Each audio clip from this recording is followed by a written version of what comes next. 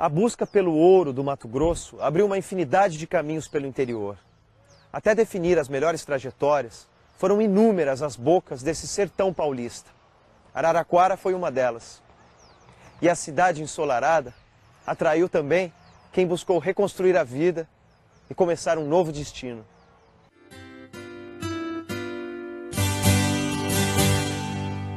Nesta época do ano, o sol desse sertão é inclemente.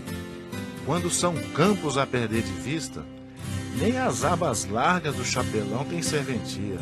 E o rosto esbraseado queima num ardume maior com o suor salgado que escorre em vista. A dura travessia do sertão não intimidava quem tinha o ouro como horizonte até as terras de Mato Grosso. Mas no início do século XIX, uma outra razão motivou um homem a vencer limites para conquistar nos campos de Araraquara a própria liberdade. É Pedro José Neto, o fundador da antiga freguesia que deu origem à cidade. Uma história cercada de mitos, porque pouco ficou registrado. Uma delas conta que a aventura na região começou a partir do rio Tietê. Pedro José Neto teria chegado aqui a nado por um dos afluentes durante uma fuga. Façanha até mesmo para quem conhece todos os desafios impostos pela água em longos percursos. Uma pessoa normal, hoje sem treinamento, sem equipamento, é uma atitude heróica realmente. Não se sabe até hoje que tipo de problema com a justiça motivou a vinda dele e nem mesmo de onde partiu.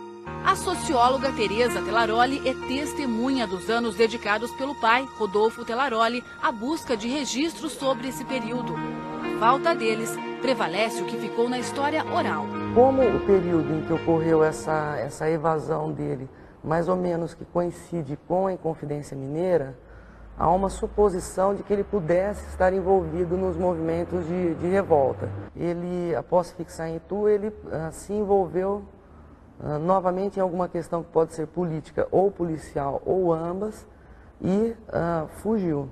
Ele mais foi perdoado das dívidas pelas benfeitorias que ele fez. A figura do herói arrependido é reforçada por Aparecida Aguiar.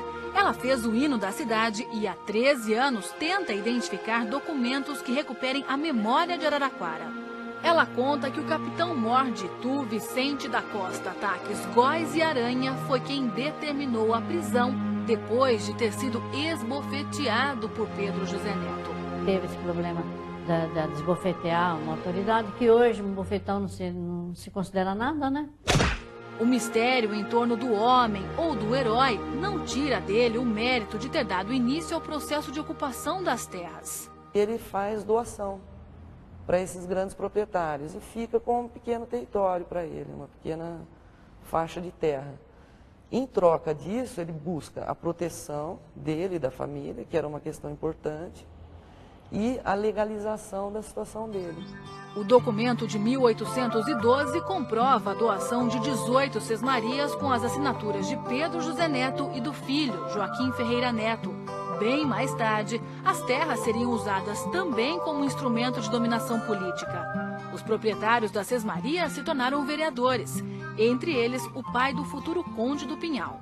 A negociação das glebas ganhou impulso na medida em que a rota pelos campos de Araraquara deixou de ser apenas passagem para adquirir vida própria. Comércio, né? Vendas, o comércio do sal, é uma economia, né, de subsistência. A produção de açúcar e aguardente era artesanal e restrita ao consumo interno. Não tinha cano, tinha que fazer tudo com bambu, tudo com madeira, tudo com corda. Tinha que ter muita imaginação. O relevo e as distâncias favoreciam a criação e comércio de gado.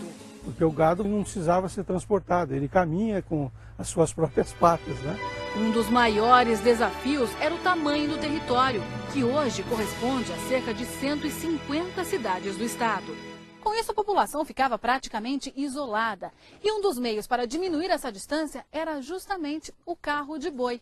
Agora, imagine viajar dias e dias seguidos por trilhas muito difíceis em meio ao cerrado, nessa situação aqui bastante rústica, onde é até complicado se equilibrar.